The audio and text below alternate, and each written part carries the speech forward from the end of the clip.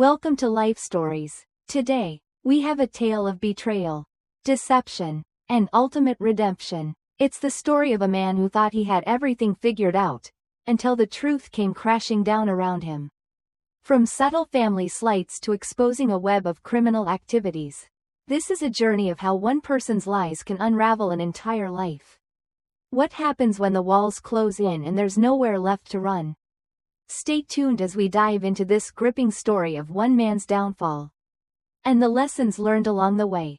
Don't forget to subscribe to start today's story. It was a day I had been dreading for months. Yet, in many ways, I wasn't prepared for what was about to unfold. The setting was a cozy, bustling restaurant in Boston, filled with chatter and the clinking of silverware. I had been invited to my father-in-law's 65th birthday dinner. A grand celebration with the whole extended family. When I first married into this Irish-American family, I thought things were going well. I was eager to fit in, to be accepted, and I did what I could to make everyone feel comfortable. I laughed at the jokes, even when they were more awkward than funny, and I tried my best to respect the traditions, despite not being born into them. But over time, something changed. It was subtle at first. Just passing comments and casual dismissals.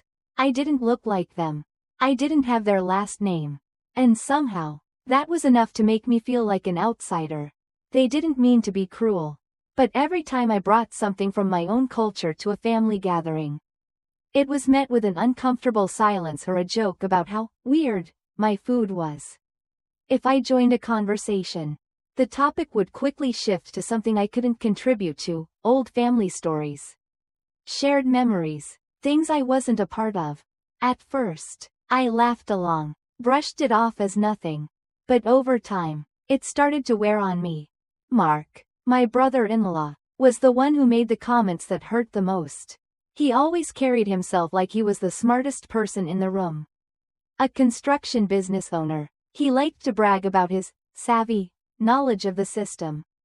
How he could work any loophole and make money, often in ways that didn't seem entirely legal. He had a knack for making people feel small.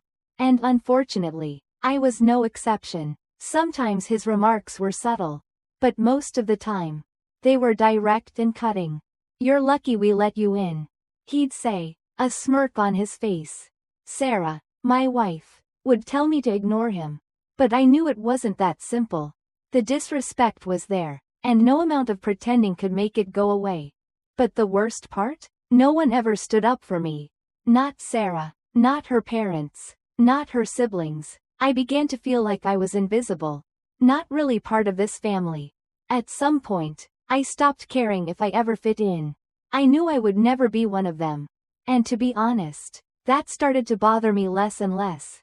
What hurt was how it made me feel. How their laughter at my expense made me question my worth. I didn't belong in their eyes. And no amount of politeness or good manners was going to change that. So, when we all gathered for my father-in-law's birthday dinner, I expected the usual. I knew it would be a long night filled with small talk and forced pleasantries. I thought I could get through it, eat my steak, make the right comments, and just go home. It started off fine. I sat next to Sarah, listened to everyone talk over each other, and tried not to get too lost in the chaos. The food arrived, steaming hot and smelling incredible. I picked up my fork, ready to eat, when out of nowhere, Mark reached over and grabbed my plate. I froze. The noise around the table continued. But in that moment, everything else disappeared. Mark smirked, holding my plate just out of reach, his eyes gleaming with amusement. "You shouldn't eat this," he said, his voice dripping with derision. "You're not really part of the family." The table erupted in laughter. It wasn't nervous laughter, nor was it awkward, it was genuine. They all laughed, even Sarah, and in that moment, something inside of me shifted. I looked around the table, and I realized no one was going to defend me. Not my wife, not her parents, not her siblings. No one was going to tell Mark he was wrong. My heart pounded in my chest. But my hands were steady. I pushed back my chair, smiled, and said, "Good thing I brought my own feast." I reached into my bag and pulled out a thick manila folder. dropping it onto the table in front of Mark. The room fell silent. Mark laughed, but it was forced. A nervous chuckle that didn't sound right. "What's this?" he asked, his tone dripping with disbelief. I smiled. "Wider now. Open it." Mark rolled his eyes but complied, flipping the folder open. As soon as he saw the first page, his face changed. The color drained from his cheeks as he quickly skimmed the pages. The laughter stopped. The energy in the room shifted. And Mark's confident facade cracked wide open. "What the hell is this?" he muttered, his hands starting to shake. His wife leaned over to see. Then his parents, his brothers, they all gathered around him, watching as his eyes darted back and forth, reading faster and faster, until the smirk that had defined him for so long disappeared completely. I leaned forward, elbows on the table, my voice calm. "I have friends," I said softly, watching his panic rise. The truth was, I had spent the last 6 months digging into Mark's life with the help of a private investigator. What I had uncovered was beyond what I had ever imagined. Mark wasn't just a smug businessman. He was a criminal. His company had been registered under a fake Native American identity, a loophole that allowed him to qualify for contracts meant for minority-owned businesses. He had been scamming the system for years, committing fraud on a massive scale. And I had all the proof. Fake tribal documents, emails where he admitted to lying, bank records showing millions in fraudulent transactions. And at the very end of the folder, the final page, a sealed complaint filed with the Massachusetts Attorney General's office. The room was still. No one was laughing anymore. Mark stood up, his chair nearly toppling over. "You think you can do this to me?" His voice shook, the bravado gone. "You think you can come into my family and pull this? His face was red with fury, but his eyes betrayed him, filled with panic and disbelief. I stayed calm, watching as his entire world began to crumble right there, in front of his family. Mark's voice cracked as he demanded answers. But I didn't flinch. Not this time. Not after everything he'd said and done. I looked him in the eye and said evenly, "This is your doing, Mark. I didn't create the lies. I just uncovered them." He lunged toward the folder as if he could somehow stuff the truth back inside it. But his wife, Lauren, grabbed his arm and shoved him back. Her eyes were wide, furious, stunned. "You lied to me," she whispered, her voice sharp with betrayal. "You told me all of this was legal." Mark tried to ignore her, turning back to me, but it was already too late. The room, once filled with the clamor of celebration, was now silent, tight with tension and thick with disbelief.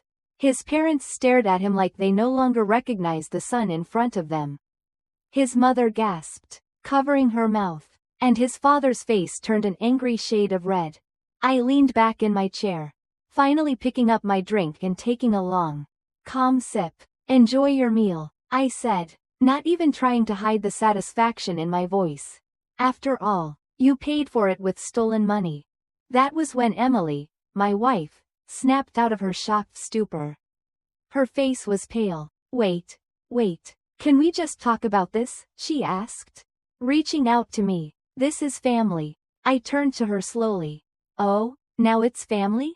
She recoiled, her lips parting like she wanted to defend herself. But nothing came out. The silence said enough. Mark, still clinging to the hope of someone coming to his rescue, turned to his father. "Dad, you know how this works. I was playing the system."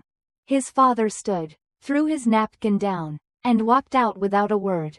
His mother followed, shaking her head, tears in her eyes. Lauren, his wife, was crying now, holding the pages from the folder like they were a death sentence.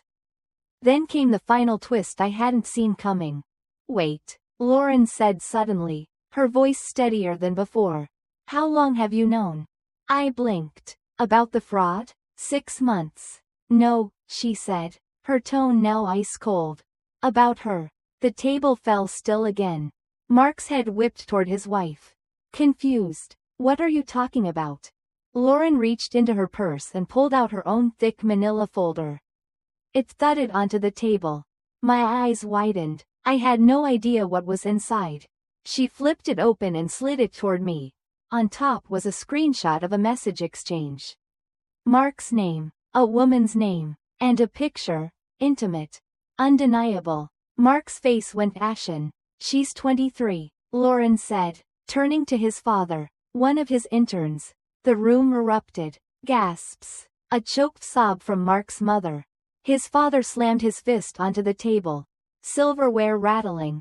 You disgusting little. Mark's mouth opened, closed. No words. No excuses. Lauren stood tall, composed despite the tears. We're done, she said firmly. And just so you know, my lawyer is going to love all of this. Then she walked out. For the first time that night, Mark was truly speechless, and I realized I'd only peeled back the first layer of the mess he'd made. The silence in the room felt heavier than anything I'd experienced before. Mark stood frozen, his face a blank canvas of disbelief and anger. His world was unraveling right in front of him, and he had no idea how to stop it. His hands shook as he gripped the edge of the table, knuckles white, his jaw clenched so tightly that I thought it might snap. I could almost hear his mind racing. He was trying to salvage something. Anything. But the truth had already been laid bare. There was no turning back now. And just when I thought the night couldn't get any more surreal, the restaurant manager approached, clearing his throat as he politely interrupted the tense atmosphere. Sir, he said, addressing Mark with a strained politeness. Your card has been declined. I leaned back in my chair, taking another sip of my drink, not even bothering to hide the satisfaction that spread across my face. This was it. The last piece of his facade was about to fall apart. Mark's face turned even paler. The clink of the card being swiped a second time broke the tension. But the outcome was the same. The man who had thought himself untouchable, who'd played the system for so long, now found himself exposed and powerless. Do you have another form of payment? The manager asked. And I could see the confusion and desperation flicker in Mark's eyes. But before he could respond, I spoke up again, my voice cool and calculated. I wouldn't bother checking your accounts, I said, watching him closely. The color drained from his face even more as he slowly pulled out his phone. He unlocked it and opened his banking app, his fingers trembling as he scanned his balance. I could see the shock hit him like a freight train. The look on his face was priceless. It was the look of a man who thought he had it all figured out, who had hidden his tracks so well that even he had begun to believe his lies. And yet, here it was, his reality crashing down around him. What the hell does that mean? He muttered, his voice cracking with panic. I smiled, leaning forward. Let's just say you should have hired a better accountant. It was then that the full weight of his situation hit him. His fraudulent activities weren't just a matter of legal consequences anymore. I had dug into his financial records, not just his scams, but his hidden accounts. I'd tipped off the IRS, and now his assets were frozen. It was no longer a game of clever loopholes. It was a matter of survival. Sarah, still in shock, turned to me, her eyes wide. You did what? She whispered.